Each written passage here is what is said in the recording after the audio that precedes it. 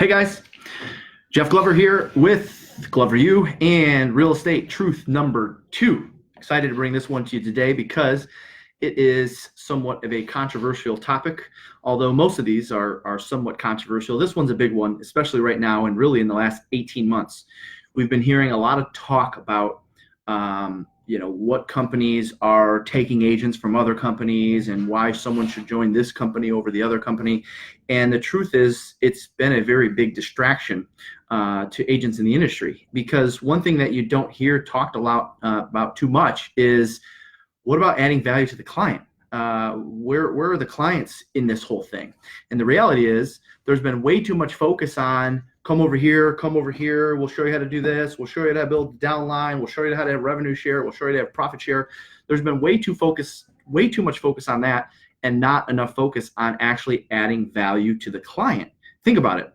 How often are you having, those of you in the business, are you having real estate companies reach out to you, sharing with you plans on how they can help you add to your database, how they can help you add value to your current clients, how they can help you get more referrals from your past clients? Not talked about often. In fact, what's being talked about right now is who's the best, where can I get the better deal, where can I recruit agents and bring agents with me and make money off of them. Everything's about making money off of other people. And the reality is the clients are getting lost in this whole thing. So what I wanted to talk to you about today is, of course, share with you kind of my thoughts on, okay, you're a real estate agent, you're a business person, whatever you call yourself, where should I be spending my time? And there's a lot of hype around, well, if you just build a team or if you just recruit agents, then you're going to be more profitable and you're going to be better off. And the reality is that most of you didn't get into this business to recruit agents. Most of you didn't get into this business to train agents. Now, we know that some of you are passionate about recruiting and passionate about training. And what I would say to those agents is, if you're passionate about recruiting and you're passionate about managing and you're passionate about training, well, then yeah, maybe that sort of model is good for you. But that doesn't necessarily mean it'll be most profitable. I think a lot of agents make the mistake in thinking, well, if I'm going to be in this business, I gotta do my own thing. I gotta have my own business. And the reality is that you don't own anything. The only thing agents and brokerages own in this business is a database, right? So this whole idea of, well, I'm a real estate agent, but I'm a small business owner because I have a team or I'm building a team or I have to. The reality is you don't own anything. Right? You stop selling real estate tomorrow or you go away, the business goes away. The only thing you own is an actual database. So instead of putting so much focus on recruiting and who you can bring with you and how much profit you can make off of agents, the value and the time that you spend needs to be on how you can add value to the database, which will lead to residual income later through the database and through real estate sales. So when you think about it, when you were getting your real estate license, all right, you weren't in class thinking, man, I can't wait to get out of this business and start spending all my time recruiting, or I can't wait to be at a different brokerage every 2 years to see who can give me a better split or who can give me a better deal. You didn't have those thoughts. That wasn't something that was part of why you got into this business. So then why all of a sudden when you get into this business is that a focus? The reality is it shouldn't be a focus, because every time you're thinking about things like that, it's holding you back from adding value to your client, which I think is one of the biggest mistakes the real estate companies are making today. They're taking too much focus off of the actual client and the experience and the return on the database and putting it onto, all right, how can we offer a better deal? How can we convince agents? How can we teach agents to be recruiters? How can we teach them to be trainers? How can we teach them to be managers? The reality is there's not as much profit in managing a real estate team or managing a real estate company as there is in being a great salesperson. So, I did some math for everybody, right? So the basics of recruiting, right? Just looking at recruiting as a whole. Watch this, all right? The basics of recruiting. It requires prospecting. It requires lead follow-up. It requires pre-qualifying. It requires presenting, usually 2, 3, 4 times. All right. It requires closing. It requires following up after the close. So what's amazing to me is all the people in the industry that can't figure out how to sell real estate because they're not good at prospecting. They're not good at lead follow-up. They're not good at presenting. They're not good at pre-qualifying. They're not good at follow-up after the sale. But then they get promoted to management, or they decide that they're going to go into management. I didn't succeed at a high level selling, so I'm going to start a team and I'm going to own my own business. You don't own your own business. Nobody owns a business. I go away and this business crumbles. The only thing I own is my database, All right. The only thing anyone owns, it doesn't matter whether you're on a team or on your own. The only thing you own is your database, the people that know you, like you, and trust you. So think about, watch this math for a second. Okay. So I did some numbers. I've been doing this 17 years. I spent 4 years as a manager, as a recruiter, and obviously we've built JGA. Well, why did I build JGA, Jeff Glover and Associates? Because I am actually passionate about training, managing, leading, and turning other people into great salespeople. That's why I did it. Because if you're saying, well, Jeff, you're kind of hypocritical because if it's less money, then why did you do it? Well, I said at the beginning, if you're passionate about managing and training and leading others, knowing full well that you're going to make less money, go for it. I'm in favor of that. I support that. That's what I did. All right. So here's the deal. Watch these numbers. Just talking about recruiting and getting people into your downline or your revenue share or whatever is being sold to you. Okay. I know these numbers because I've been recruiting since 2005 when I first took a management position. It takes approximately 5 agents, okay, spending time with 5 agents to get one that will be a success. And that's if you're pretty good, right? The average, 87% of real estate agents don't make it after their first year. Okay, it's probably closer to 90 when you experience a market shift. So if 20% do make it, watch these numbers, all right? I have to spend approximately 5 hours in recruiting each one of those 5 agents, okay? So that's 25 hours right there. All right, I have to spend 5 hours each prospecting, lead follow-up, pre-qualifying, presenting, closing, following up after, and probably having 2 or 3 meetings with them. I'm spending a minimum, maybe 10 hours, but at a minimum, you're spending 5 hours with each potential recruit.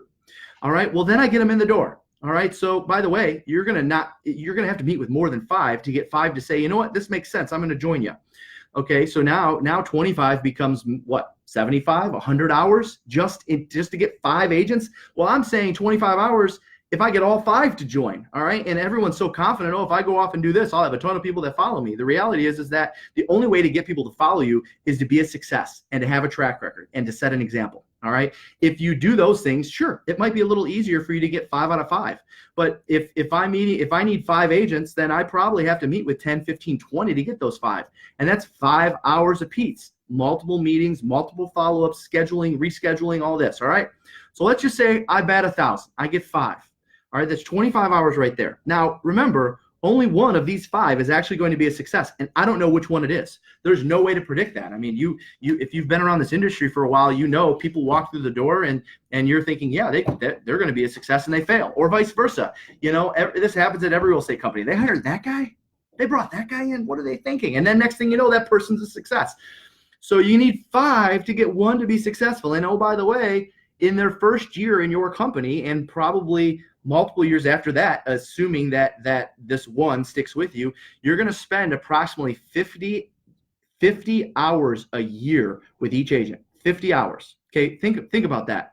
It's less than 1 hour per week. There's 52 weeks a year. You're spending less than 1 hour per week with each agent. Well, yeah, but my company is going to do all this for me. The reality is that if you rely on the company to do everything for you, then you're going to even have a lower success rate. So 50 hours a year, okay, per agent. Do the math. Okay, well, plus don't forget about the 5 hours to recruit them. That's 55 hours times 5. That's 275 hours to get one successful agent per year. 275 hours. Now we're talking going back to the prospecting, the lead follow-up, the pre-qualifying, the presenting, the closing, and then spending 1 hour per week with them, whether it's one-on-one or a training class or holding their hand on a deal. And listen, I know you're all going to say you're not going to spend 1 hour a week with an agent. Trust me, it adds up. A text here and there, a phone call here and there, an email here and there, that all adds up. 1 hour a week, 50 hours a year, plus the 5 hours it took me to recruit them. 275 hours. Now watch this math. Most successful real estate teams. Now I'm saying most as a better than average, let's say, okay? Not an average. I'm going to say the ones that are better than average. The real estate teams that are better than average are bringing in about 1 million in GCI. And that's better than average. If you think about it, it's kind of like a benchmark. It's like an agent saying they want to get to $100,000 in income. Real estate teams somehow have this benchmark. We got to get to 1 million in GCI. And I know there's some of you that are probably on teams that are 2, 3, 4, 5 million in GCI, and good for you. That obviously helps this argument. But the reality is, to get to 1 million in GCI, watch this math. All right. Now, by the way, most real estate teams at the 1 million GCI level are bringing about 25% down to the bottom line. That's considered good. 25%. A lot of them are 10, 15, 20. 25% at $1 million in GCI is 250,000. 250,000. Most teams at $1 million in GCI, by the way, the average team at $1 million GCI has 10 agents, 10 producers. Some have 8, some have 12, some have 6, some have 15. On average, about 10 producers to get $1 million in GCI. That means if you're operating at a 25% profit margin, that's $25,000 to the bottom line per agent per year. Got it? We're at $1 million in GCI. We got 10 agents, 250K is the net, 25% profit margin. That means $25,000 per agent per year. Now watch this number. 25,000 bottom line. Oh, yeah, they're worth 25, they're worth 25, they're worth 25. This is great. I got a whole table full of $25,000 to the bottom line of the company. Great. Watch this math. Well, let's just say, okay, remember we need 5 to get 1. And this is operating at 10. So let's just say it's the first year. 5 to get 1 means that I need to spend 275 hours, like I've already explained. That's 50 hours per agent per year. 275 hours. Divide that number into 25,000 per agent. That means $90 an hour. I'm working for $90 an hour if my focus is on recruiting agents and building a real estate team. $90 an hour. Now you may say, well, that's more than I'm making right now. Well, perfect. But let's look at the contrary to that. You guys have been to enough stuff where I talk about the time it takes to take a listing, the time it takes to work with a buyer. 16 hours for one listing sold. 16 hours to sell one listing. Take it, sell it, close it. 16 hours. All right. Even if you're only making a commission of $3,000 or $4,000 with after expenses or after your split or whatever, let's just say $3,000. 3,000 into 16 into 3,000 is $187 an hour. Double the amount of time. Okay. So you look at $90 an hour to be a great recruiter and to grow my downline and to grow my team, $90 an hour versus $187.50 an hour by just focusing on taking listings. Do the math. It makes more sense to focus on taking listings, working with clients, adding value to clients than it is to be this big broker or be this big team. Again, the disclaimer. Well, Jeff, you have a big team, so isn't this a little hypocritical? I enjoy training, coaching, managing, knowing full well that I'm going to make less money. I enjoy that more than I do selling real estate. Now, you might say, yeah, but why do you sell real estate? Well, I sell real estate because I need to lead by example. I need to prove that I can do it and I can show you how to do it so people will follow. The mistake, and by the way, the golden rule mistake that most people break when they decide they want to get into the brokerage world, if you will, they stop selling real estate to focus on this. So not only do they lose their income, but guess what else they lose? They lose their credibility. $90 an hour, recruiting, training, managing, working with agents. $187 an hour, taking listings and getting them sold. That doesn't even take into consideration, because then you'll say, well, what about the residual? What if they bring in people? Well, what if your listing refers you to someone? Well, what if your listing 2 years from now decides they want to sell? Your dollar per hour will always be higher selling real estate than managing a team or building a team. But everyone gets caught up in this whole idea of, I got to have a team, I got to have a team, I got to have a team. No, you will make more money as a successful salesperson than you will running a team. It's proven. It's been proven time and time again.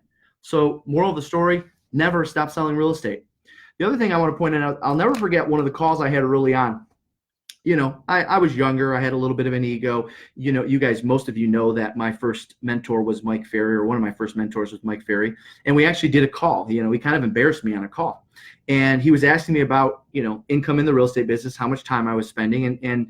And he really called me out on this. And he said, okay, Jeff, he asked me some questions about how much I was making on the team, the real estate, company, if you will. And the number was maybe around 150,000. Okay. That was net bottom line. All right. And then you say, okay, well, what are you making on your sales business? And that number was more like 400,000, 500,000, somewhere in that number there. And he then asked me, how much time do you spend managing versus selling real estate? I said, well, it's about 50% of my time is spent managing. 50% of my time is spent selling. So he said, okay, so you spend 50% of your time to earn 150,000 and 50% of your time to earn $450,000. He said, so if you could just manage your time better and not spend time managing, recruiting, training, and doing all that, you could be at $800,000 just like that. Well, the reality is I didn't realize that the value of my time on selling was higher than it was actually recruiting, training, and managing. So I went back and wrote out a schedule that allowed me to focus mostly on selling real estate and leading by example. And then the rest of my time was spent either recruiting, training, or managing.